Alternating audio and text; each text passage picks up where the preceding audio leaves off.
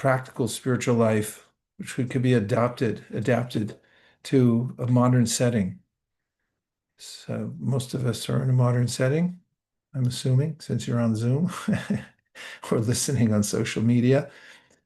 And as a scholar friend of mine from Utah State University, who heads the department in philosophy, said if you have a philosophy that doesn't have an on-ramp, an access point, then it's a useless philosophy. It's dead. It's only mental speculation. You have to have a way to practice, to come into resonance with your higher self. And you have to experience for yourself that you're making improvement. So one of the texts that the Golden Monk quoted from frequently was called the Bhagavad Gita. It's a universally appreciated text throughout Emerson, Gandhi, Dr. Martin Luther King Jr., Albert Einstein, the Beatles, especially George Harrison, but others, and Tupac Shakur. There's a spectrum of people who have read it, have appreciated it, and use it as a lens to see the world so they can navigate.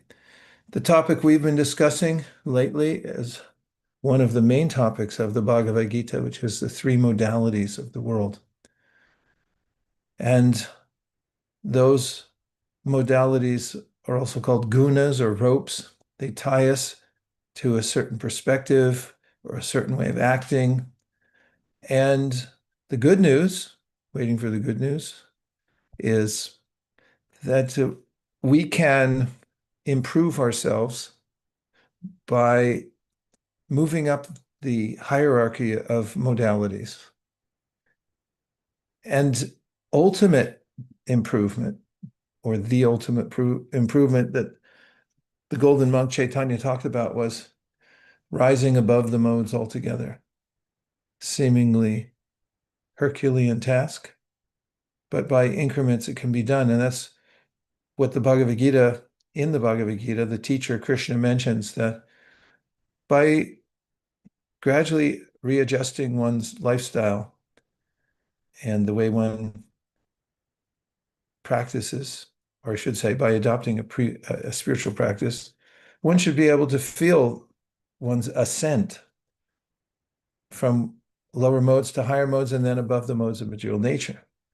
I like to compare it to an airplane taking off from a runway has to get momentum. And as it's going faster, faster, then flip the wings in a certain way and the plane takes off and you're airborne. So that's one of the verses in the Bhagavad Gita, that if one practices bhakti yoga consistently, it doesn't have to change your lifestyle drastically, but if you implement the basic principles of bhakti yoga, especially hearing, chanting, remembering, these are practices of kinds of meditation and listening to the original, what are called shastras, or high-minded literatures, which have been passed down over many years, and also doing non-reward seeking work or service, as we call it sometimes. These are some of the tenets. And we can notice by implementing these in one's life, one can gradually rise above the modes of nature. And to start the discussion today, I bring up a point that I found profound the first time that I heard it, was a question: is there a cause for all suffering? Is there a formula we can find then to overcome suffering? And this is a question that one of the students of Chaitanya brought up, who happened to be the student, a scholar himself, also was highly positioned in the government, but had had enough of it because he felt that no matter how he was positioned in the world, he still experienced what Chaitanya, or the Golden Monk, described as the threefold miseries of life. Would you like to talk about misery today a little bit? Are you open to it? Okay, you're smiling, so I'm saying it's a happy topic to talk about suffering and misery. Somehow it can make us happy. because we're all in the same boat. There are threefold miseries, and I think you'll be able to relate to them too. We'll even have a quiz game in a little while, and you get to participate and fill in the blanks when I give you certain letters. Is everyone up for that kind of thing today? Marilia? Marilia is up for it. She's always up for it. Okay, so let's go to the first slide, not the first slide in the deck, but yeah, number one, because I'd like to see the and think about the metaphor for today's topic. I really like this topic, the forgotten flame. So this metaphor can be interpreted in various ways. Let me tell you how. So, first of all, consciousness is flame-like because it's like fire. It illuminates.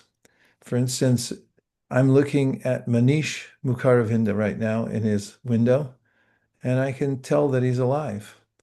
What is the part that's alive? It's the consciousness within. If the consciousness were not within, there'd be no light. There'd be no flame. So in some ways, sometimes, in some ways, we give names to the consciousness as a unit of consciousness, like Atma means a spark of consciousness. It's eternal, it's non-reducible, it's always there, it's always existed, always will exist. And it's flame-like in that it illuminates. For instance, right now we're sitting here and all our bodies are illuminated by that flame. You can feel your feet, you can feel your hands, and that's because you're conscious. Consciousness is like a flame, but we forget about it. And one of the ways we forget about it is we come into what's called the bodily concept of life. And I start thinking, I am my body. So the forgotten flame is we've forgotten who we are, part of that. And then under the pull of nature's modes lies your purest self waiting to be remembered. And this is a simple explanation of what spiritual practice is. It's an awakening to what we already are. You don't have to become something else. You don't have to change who you are. You just have to remember who you actually are. And it's in diverting our attention to a false sense of self. We call ahankar means a false ego. There is a real ego. That's the real thing, who we are. But the false ego means I misidentify myself with the body. And when I do that, I suffer. And what's that suffering feel like? It feels kind of like a forest fire, like being in the middle of a forest fire. Things are burning. So that's the other forgotten flame. We forget we're in the middle of a forest fire. And if you are planning a picnic, let's say, in the middle of the forest fire, it's going to be interrupted one way or the other. So there's an ancient text written by a, a really powerful sage scholar, saintly commentator on the ancient Vedas named Vishwanath Chakravarti Thakur. And he wrote this song in Sanskrit that starts Samsaradhavanada Lidaloka Tranaya Karunya Ghanaganatam Praptasya Kalyana Gunarnavasya Govin Vande Guroshi Charanadavindam. And in this first stanza of his poem, he says, this is from Sanskrit, that actually the world is burning. Our bodies are burning. They're 100 and no, they're 90, 98.6. That's hot. And they eventually burn out. And the world is sort of like a forest fire. Whatever we are used to now, whatever paradigm we think is our paradigm, somehow or other it will be burned. So he says, we're in this forest fire. We can't soothe that burning sensation from the massive fire that we're in the middle of with a few buckets of water. You need a rainstorm. You need a heavy rainstorm, and that would quell the intense heat and the flames of destruction. So this is one of the ideas of spiritual practice also, that we invoke a rainstorm of what's called karunya, a kind of soothing of this burning sensation from the material world. And it's altogether possible because we're not actually burning. We're burning because of our false identification with the world. So, having given all that heady philosophy, let's go to slide number 2 and the question, what is the root cause of all suffering? And is there a root cause? It would be nice to know, wouldn't it? Because perhaps if you could discover a root cause, then maybe you could do something about it, right? Okay. Yes. And you may have had the experience of having some ailment. If anybody here ever had an ailment, and if you go to someone who's trained to help you overcome ailments and they don't know what it is, that's frustrating, isn't it? You go to three health practitioners and they say, we can understand your suffering, but maybe it's in your mind. We can't find anything. There's nothing wrong with you. So that's frustrating. So in this life, we may also feel awkward or uh, out of place, or we may be suffering. Is this one of the tests, the mind? Okay, 20 points. It wasn't on the test, but you got it preemptively. Thank you. From the chat box, Ela. So this is a question you'll see in the next slide, asked by one of the students of the Golden Monk. He took on a few students who he found to be sincere and highly qualified to help expand the knowledge base that he was teaching, because after all, he didn't carry anything with him, just a simple water pot, and he held a staff. So he accepted those who were sincerely eager to codify his teachings, which he was taking from ancient scripts. He wasn't making it up. And they put together many books. And one of his students was named Sanatan. And his last title, the title in his name, Goswami, which means someone who's controlled the senses. It's a very high title in those circles. And the first question he asked to the Golden Monk when he met him for under the circumstances of being a student, he said, Ke ami kene amai jare tapatrai. Iha nahi jani ke mani hitahai. That's Bengali. If there's any Bengalis on the call today, please forgive my pronunciation. So the first thing he says is Keami, who am I? That's an interesting question to ask, because if you interview anybody, just stand outside a baseball game with a clipboard and say, who are you? You'll get perhaps a few people that don't want to answer. In fact, I predict that. And then there are other people, they'll give you some answer about how I'm a man, I'm a woman, I'm an American, I'm an Indian. These are all, according to Bhagavad Gita, superficial answers because we're something beyond the body. So he asked this question, Kayami, and then Kene why amai jare tapatrai. Why am I being burned in this world by three types of miseries? And I'll go into the three, and that's where you can score big points, Silo, because that's where the quiz comes. Iha, this means in this world, nahi jani, I do not know. Ke ami hita hai, I do not know what to do for my ultimate welfare. So why am I suffering? Who am I? And what should I do to attain the highest benefit in life?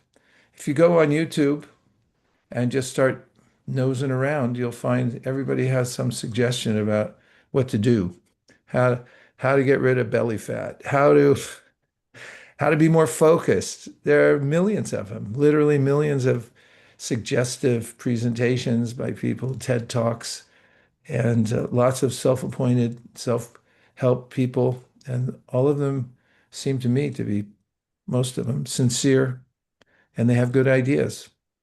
But what if we went to a solution that would catch everything that we're looking for at the root?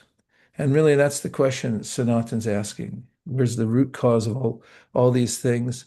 And how can how can I align myself properly by knowing who I am? So now a quick review of what we talked about last week. If you weren't here, you'll see it for the first time, perhaps. But in the next slide, number 4, we go into the very simple definition of the modes of material nature. Now, the modalities are 3 in number. They're called tamas, rajas, sattva. Though that's in ascending order. Tamas means darkness, rajas means intense activity, and sattva means light or goodness. And then we'll learn today that the Golden Monk taught about how there's something beyond even goodness, beyond all the 3 modes of material nature. And why is this important? Because the combinations and permutations of these modes define how we think and how we interact with the world. And when our consciousness is affected by these 3 modalities or the combinations or permutations of them, then we see the world in a particular way and we react to it in a particular way. So, as an example, in ignorance or tamas, darkness, we feel helpless. Helpless means that we don't see any way out. People can experience various degrees of this helplessness through forms of depression or not being able to help themselves at all, physically, mentally, spiritually. They just feel lost. That's darkness. And then above that, represented in the next slide, number 5, is passion.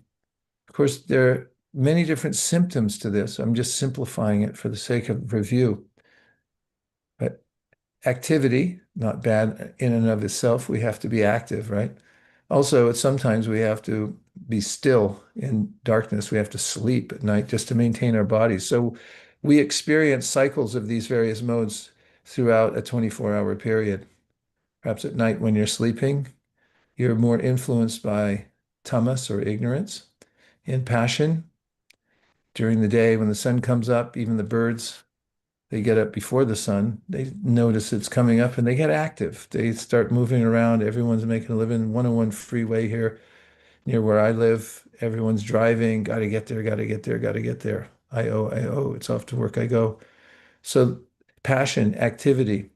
But specifically, Rajas also is a kind of activity where too much is not enough. No matter what I get, it's and I arrive what I thought was going to be a satisfactory destination. I would be more than I was before, but still there's another higher rung to climb, and I'm not satisfied until I climb that. That's a sense of rajas that wherever I am now, I have to become something more in order to feel satisfied. I have to get something more. For instance, if you've ever looked at your wardrobe and then you thought, not enough, I need something new, then you know what that prick of rajas feels like. Like, no, no, no, that's not good enough. That's out of style. I suppose that's why some people who don't want to get caught in that, especially with the wardrobe, they just wear the same thing every day. I know monks do that. I lived as a monk for 13 years and I just wore this same style every day. It didn't matter what time of year or where I was. I'd always wear the same thing. Others, like I know Steve Jobs did something like that, just like, okay, that's check it off my list. I'm not going to get into the clothing thing. And Shukadev Goswami, going back 5,000 years, he's counted as one of the great teachers and saints who's he didn't wear any clothes at all because he just said, I'm not going to get into that. So passion, it's all around us. And then in the next slide, we see goodness. Can even relate to the scenery there. That oftentimes in the forest, we find a sense of serenity because mode of goodness pervades the forest. Mode of passion, the more city-like activity, migigaka, as they say in Japanese. And then ignorance is perhaps places where there's ignorant things going on, even within the city that are depraved or violent and so forth. Of course, they can be different, they can be mixtures with various elements of goodness, passion, and ignorance. It's not They're not absolute. They always mix together to one degree or another, but there's a predominance of one mode or another generally in people's lives, in their minds, in their bodies, and at different times of the day or year or their lifetimes. So in goodness, uh, there's a sense of happiness. And I had to put that parenthetical statement until you're not. And why did I put that in there? It's because in goodness, you're happy until the other modes surge in. It's inevitable. When you're in the modes of nature, you have to expect that any of them will become predominant. Even if you're happy temporarily, you're feeling serene, something will come along and will interrupt them. There'll be an upsurge of passion or ignorance at a particular time that will interrupt goodness. And therefore, that goodness is ephemeral. It's there for a while, but then it will be disturbed. So as long as one's within the modalities, then one can expect some kind of disturbance.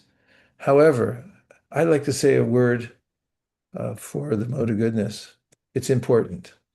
It's not that because the mode of goodness can be invaded by the other lower modalities that we shouldn't endeavor for it. In fact, the wisdom literatures and the Golden Monk himself talked about the importance of cultivating sattva. And many of us probably have experienced at one time or another, correct me if I'm wrong, feeling a little overwhelmed by the pace of life. That's possible because we move pretty fast. And what if you took a vacation or even a day off and you went to the forest? In Japan, they call it forest bathing. You walk through the trees. There's a few places around the Bay Area I go to, like Muir Woods. You go to Redwoods, get off the beaten path and go up the hill a little bit and just be there. You can see the sun coming down on the stream that comes from the mountain. You can see the trees that have been there for thousands of years and so forth. And you settle into a sense of serenity and clarity. A lot of the problems that were plaguing, they tend to slough off in that sense of, in that modality of goodness. So it's recommended that one try to adjust one's environment, both internally and externally. By externally, I mean, and I talked about this last week, keeping clean, have a place for everything and everything in its place. That can sound slightly in the mode of passion, but still being organized and clean and not collecting too much. And also the food we eat, it has an effect on our consciousness. Some food is tamasic, the mode of ignorance. Some food is rajasic, which means the mode of passion. Some food is in the mode of goodness. And so what we eat will may have a big difference, will make a big difference in our consciousness. And so these are different considerations. Now, that's just going back to the idea of the three modalities. It's a constant philosophical point made throughout all the ancient wisdom literatures, from Patanjali to Kapila Dev to the ancient Vedas to the Bhagavad Gita to Krishna's teachings and so forth. And as I mentioned, the Golden Monk, as we'll see in slide number 7, the next one, he talked about coming back to our pure consciousness. What does that mean? Above the modes of nature. So there is a refuge above the modes of material nature where we feel naturally blissful. And from that stage, we can see the cloud-like coverings of the modes of material nature. And we can see also ourself, that we're not the material body. We can also see our source. So all of those revelations puts us in what's called a state of yoga or union with the Supreme. And so that's an important point. Now, if I can, I hope it's not a digression, but it can be fun to talk about the threefold miseries, because isn't that one of the questions that Sanatan asked to the Golden Monk? He said, why do I suffer the threefold miseries? he talked about threefold miseries. So what do we mean by threefold miseries? I thought misery was just misery, one category. Well, according to Sanatana and the answers given by the Golden Monk, we'll find out there's several, meaning three. So the threefold miseries, what are they? We see on the left-hand side, it's called bodily and mental miseries. In the middle, miseries from others and miseries from nature. Let's see you, if anything comes to mind when it comes to bodily. No, let's save that one. I'm saving it for later. Do we have that slide with the A, B, C, D? No. Okay. Oh, we do. It's in the next one, so don't go there yet. But let's see. No, no, let's do go there. We'll start on the bodily miseries, and this is where you can score big points. Get your fingers on keyboard because you have to answer some of these questions in order to score. Okay, what are the threefold miseries bodily wise? That was a horrible sentence. I'm going to start over.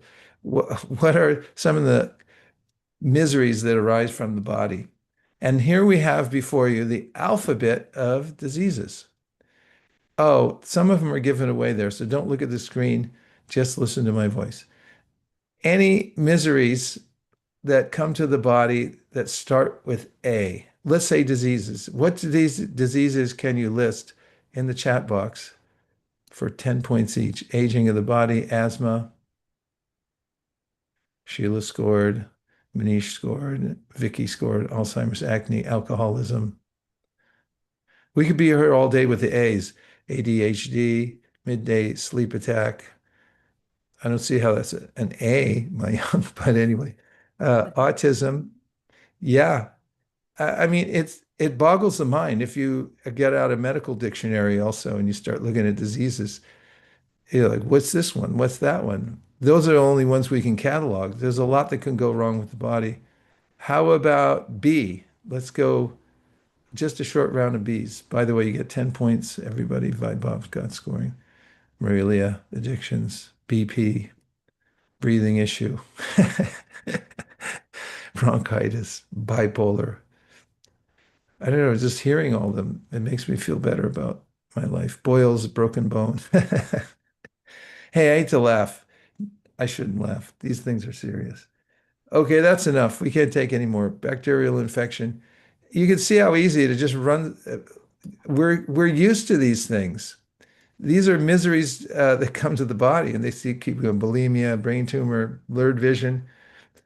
If we go through the whole alphabet, really, it will be no problem for us to come up with a catalog of various ailments that come to the body. So this is an existential truth, according to the Golden Monk and the Bhagavad Gita, that as long as we identify with the body as self, we're going to suffer. And you can just extend that to your car. As long as you think you are your car, you're going to suffer, especially if somebody hits it or scratches it or it doesn't start, and you think, oh, my car, my car, my car. And we also think, oh, my body, my body, my body.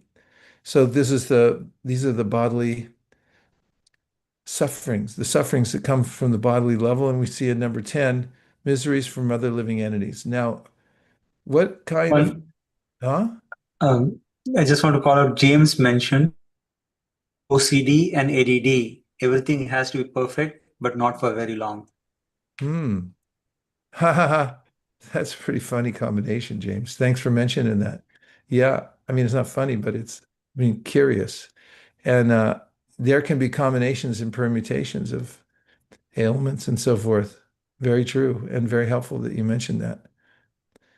And what if we start talking about any kind of miseries you experience from other living beings? Let's say living being. We're not just talking about humans. You could talk about any other living being that causes you some kind of consternation, suffering. Ready? Chat box, go for it. Sadness. No, I'm talking about people who affect you when people should on you. Yeah. Thanks, Sheila. So you should have done this, you should have done that. Viruses, yeah. Rats in your house? Definitely. Using you should. Children, parents, IRS. Thank you, Vicky. That puts a chill up everyone's spine. Social media creators can cause us some consternation. Office workers, ants in the food items. There are worse entities besides that, probably. Other people taking their misery out on you. Narcissists, those who are sociopaths or psychopaths. 6% of the population, according to Psychology Today, are either narcissistic, sociopathic, or they're psychopaths. And they're all different definitions. Government, that's possible. Good government and the discussion of various topics about governments changing, coming, going. All these things, they have to do with other living beings. If you're having a picnic in the park and the bear comes, that could be a cause of consternation, trouble. Economy or economists or mean neighbors or yeah, I mean it's delicious, isn't it? Talking about all the miseries. I don't know why, but it makes us feel better. It makes me feel better. Okay, go to the next one. That's number 11 in the threefold. Hate to leave behind the people who annoy us, but let's look about nature. So then he said this is the third misery category of miseries. Global warming. Sheila's already on it. Global warming, fires, earthquake. They just come out of nowhere. I mean, they don't come out of nowhere. They come for a reason, but we're sitting there thinking everything's fine. Next thing, everything's literally shaken up. Hurricane, tornadoes, volcanoes, too hot, too cold. Those are constant. They're always changing. Tsunami. Yeah, scary. Nature, any natural disaster, polluted air, lightning. So these three, I know it's hard to stop. These three are a constant, or as in their combinations and permutations. The Golden Monk pointed out that to Sanatan when he asked this question, he said, they're always there. There's never a time when there's not one of those miseries affecting us in some way or another, he pointed out. Uh, Yes, Claudia had a comment. He says, "That's just nature being nature. We are in the middle of nature." we sure are. And that's the whole point. We're in the middle of it. I had this similar thought in that Loma Prieta earthquake. I happened to be around here in the Bay Area when it happened, and a few bridges fell down or collapsed, and there was some minor damage, and for some people major. And I was thinking after Claudia that if we didn't have rigid structures, there probably wouldn't have been much to report. When we live on top of a zone that's shaking and it can change at any time. And that's part of our plight is we're in the middle of it all. And this is to create a kind of awareness, the Golden Monk, that this is not our permanent residence because we notice all these threefold miseries, and if we become acutely aware of them, we'll notice that we're we're in an unstable environment. Just as Claudia is pointing out, we're in the middle of something that's always changing, and we can be affected by it. We also try to avoid it. For instance, what is modern life? Everyone lives like kings or queens because you think about how, generally have air conditioning, indoor plumbing, everything to avoid being affected by the elements, and so forth is there in our lives. Nonetheless, threefold miseries persist. So a little more philosophy and then something practical. The next slide talks about what the Golden Monk describes as illusion, the third potency. So we have the internal or spiritual potency, that's reality, and then we have the illusory potency, which is the ever-changing world, and it's called the world of illusion because it's non-permanent. And it is incompatible with our nature because we're permanent. And then he brings us in his teachings to the next concept in describing how we can have either a bodily conception of life or a spiritual identity. In the bodily conception, we identify solely as this body. So if you look at any aspect of your body, you'll notice you say my hand, you don't say I hand. You say my hair, you don't say I hair. Although we do identify with the body, if we objectify and see that I'm in a body, but I'm not my body. Nor are we our minds, the Golden Monk pointed out. The mind is a subtle energy, but we can be aware of it. And therefore, since we can objectify it, since we can be aloof from it, we're separate from it because we're the observer of it. So when Sanatan said, "Who am I?" the Golden Monk said, "You're a pure living entity. You're the consciousness. You're a person."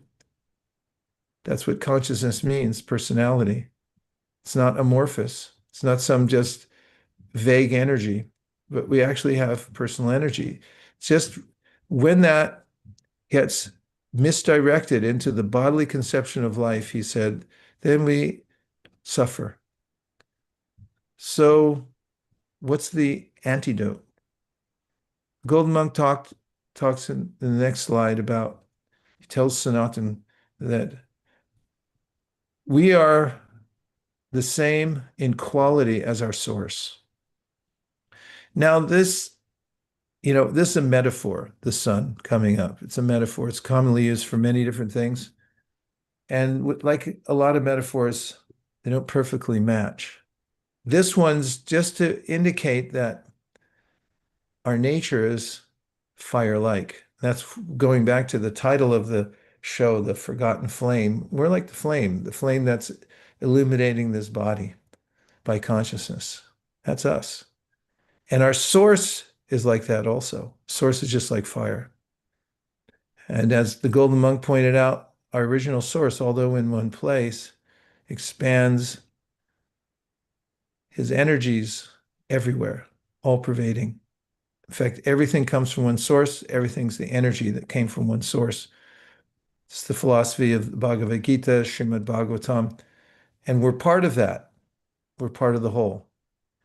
And the part of us that's most like our source is our consciousness, the flame-like existence, not the body. The body's superfluous. This is one of the main points. So some artwork that was passed on to me for this program comes in the next slide, number 15, is when we forget our source, we suffer.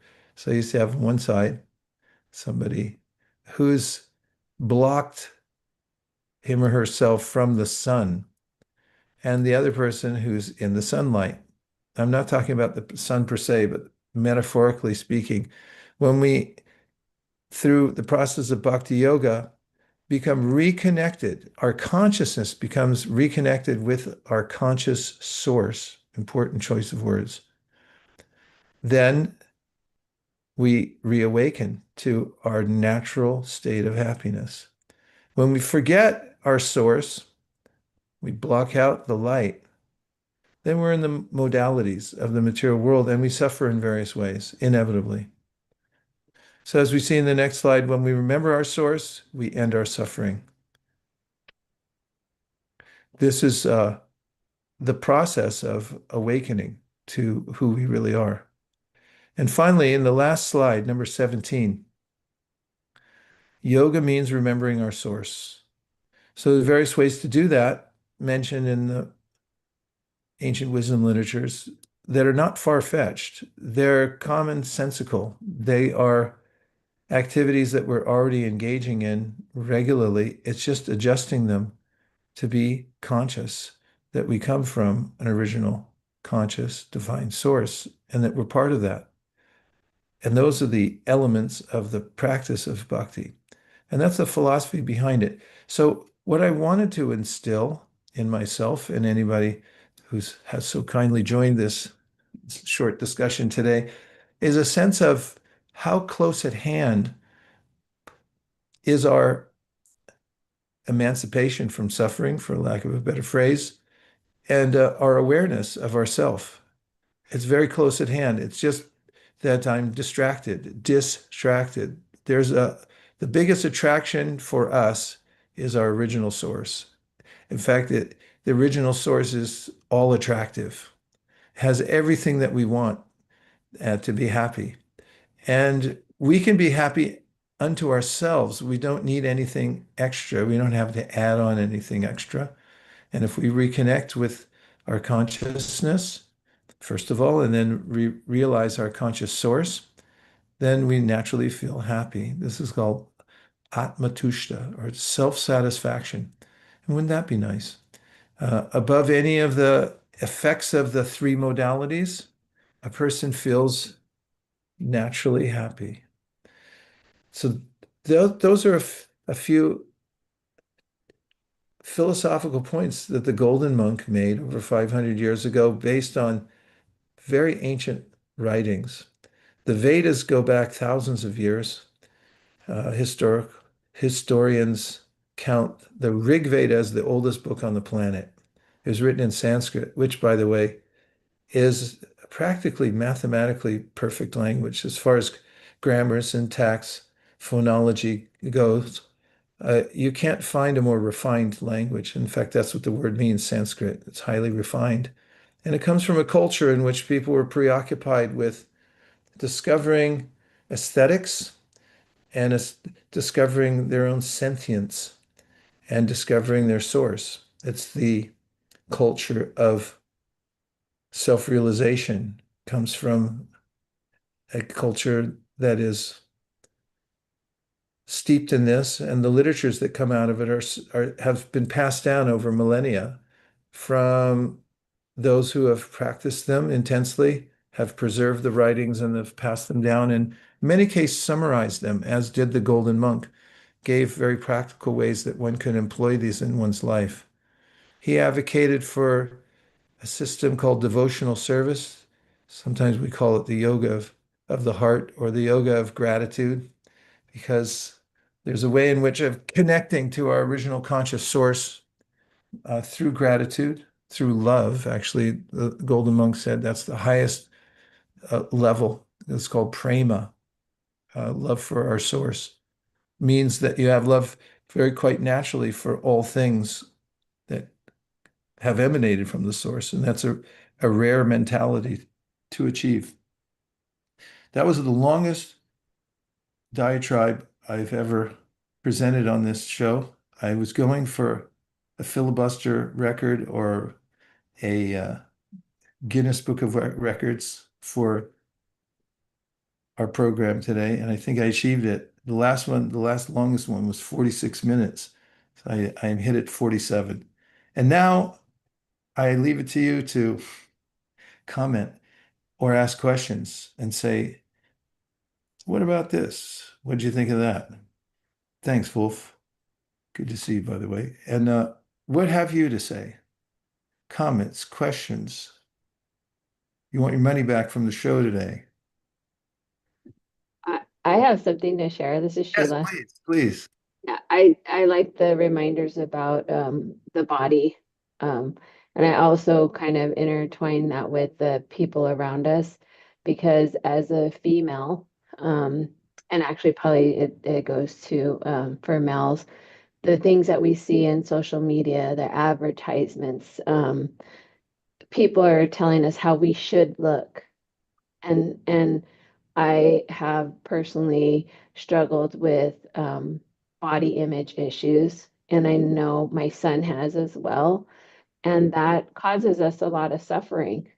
And so I do it to myself. I understand that, but we also get it from ads and social media. So I really appreciate just the reminders that I'm causing myself suffering and I can see it now. So just wanted to say that. Thank you. Yeah, it's really important what you said. I resonate with that.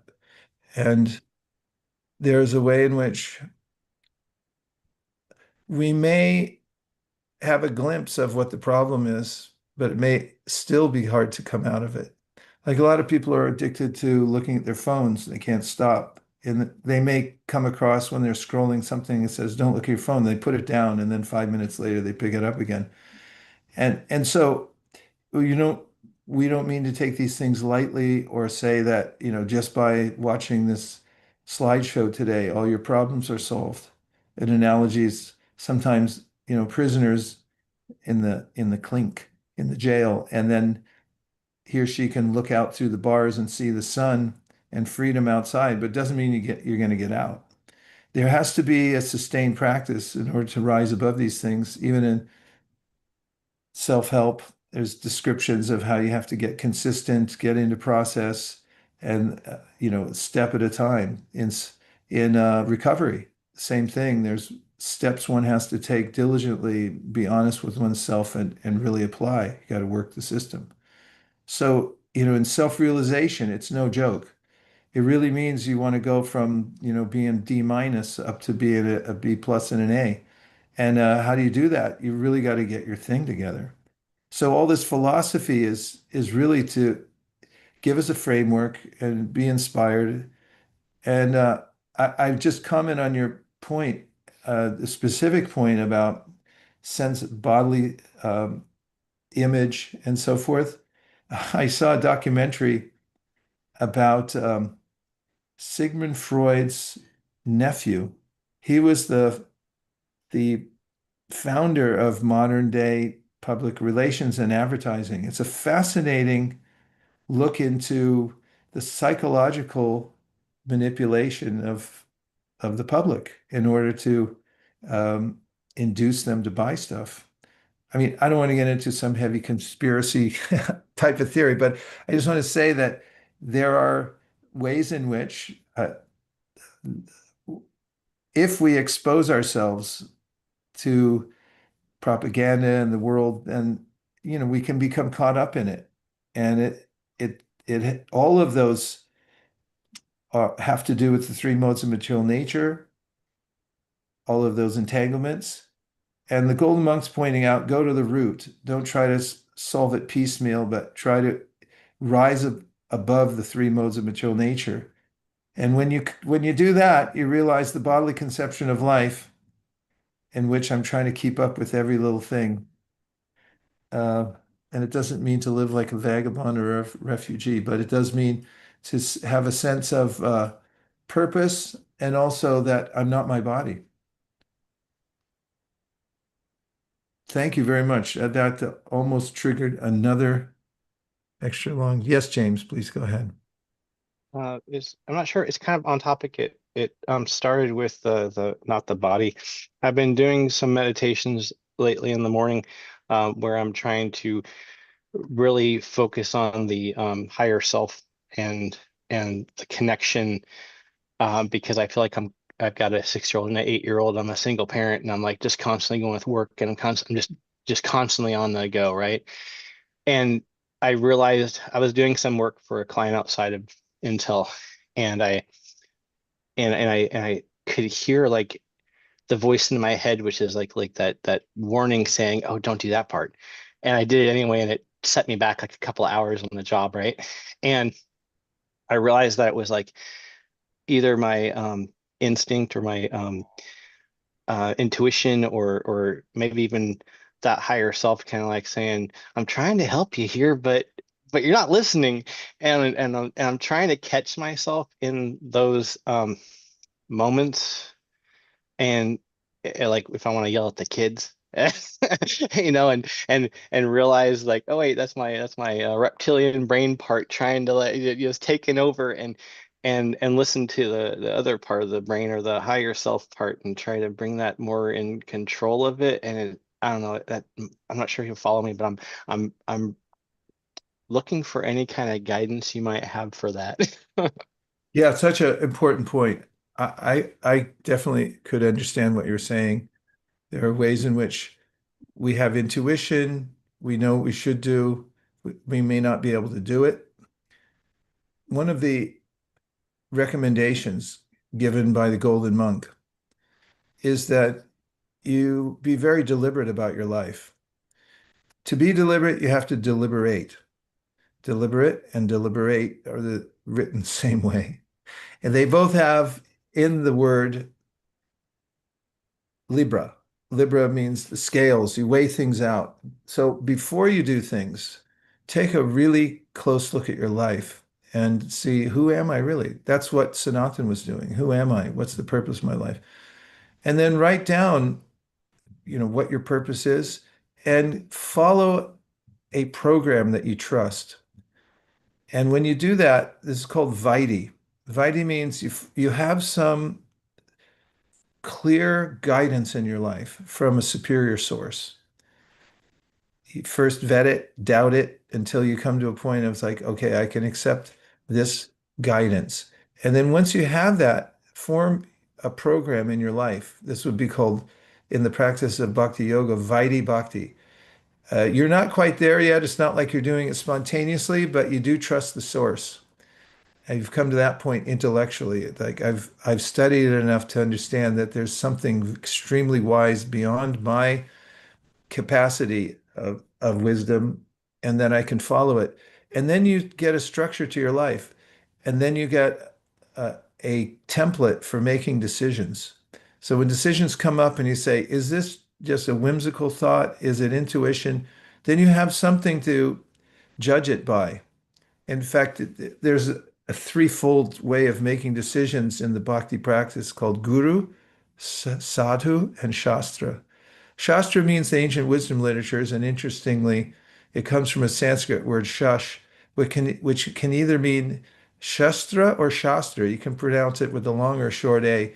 Shastra means that punishment by sword, and shastra means that you take wisdom so you avoid the punishment by the sword. And then the other is guru. Guru means heavy. Find somebody or some person, some mentors that you feel are really grounded, that you can take help from. And sadhu means notice people who have made progress. So sadhus are those who are engaged in the practice more than me, that you can take their example. And so you triangulate, and if you have to ask questions, it's good to have a support system. Just like in health, if you want to have good health, you got to have a health team, people that take care of different parts of your bodily existence that you go to get advice, because this body is extremely delicate. I mean, actually, in some ways, it's very robust, but there's a way that you have to take guidance. So get aligned with Guru, Sadhu, and Shastra, and then when you make decisions, you have something to go by and not just guessing, is this my intuition or something else? Yeah, I think I run on instinct so much that my instincts are usually really good technically, right? Because I have a technical role and I have really good instincts with technology. Um, yeah, it's that it was almost as if there was a higher self or another like guiding force that I was ignoring, and I was like, wow, if I would have heeded it, I would have done better. And so trying to attune to that guidance is kind of where I was going. Yeah, thank That's you. that's really what's advocated for in the Bhagavad Gita. It's called buddhi yoga. Buddhi means the intelligence, and get your intelligence lined up with that higher self. That's a whole topic, but very well put, James. I think we can all appreciate what you're saying. I know I do. Well, there's 2 more minutes. I think there was something on the board we left behind. Yes. Sheila says, I have a practice of daily affirmations, and one of the things I say to myself is, I'm beautiful inside and out. I have other affirmations that I say to help myself not want to control outcomes. Yeah, it can be very helpful. And that's a sort of deliberation, because you decide ahead of time what you want, and then you write it down, and you keep coming back to that and say, okay, there's so many ways my mind wants to go, but here's what we've already decided on. It's kind of like when you sign a document sometimes to bequeath money to somebody in that context, and then you sign something that says, I such and such, in a in my right state of mind, I'm signing this. So when we are in a right state of mind and we have that sense that I want to improve myself, get it down, write it down in an affirmation so that you can remind yourself, no, this is what you want. This is what you want. because it's so easy to slide off and forget and stay on track. Manish for the last word.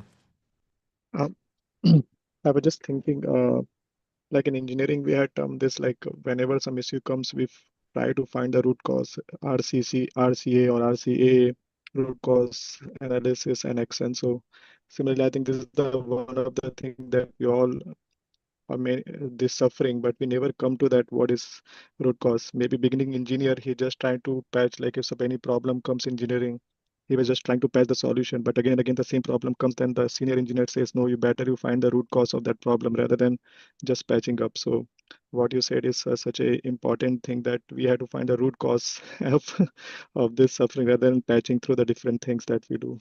Okay, Manish just hit it out of the park. Boom, over the wall. Thanks, everybody. It's been a pleasure, even though I did most of the talking. I'm sorry for that. All the contributions you made to were heartfelt and for me, and very relevant and powerful. I'm taking them all with me, and I'll never forget this day. Thanks for joining. It means a lot to me. And before we go, there's a way of opening the heart and just giving your goodwill to everybody who is together today. There's an ancient system. Our friends in the Himalayas come out of their caves every once in a while from their deep meditation. They put their hands high in the air and they say Hari Bol, which means keep the vibration going. Want to try it? I'm going to do it. Hari Bol. Haribol! Haribol! Aw, Haribol. Great work. Haribol! Thank you.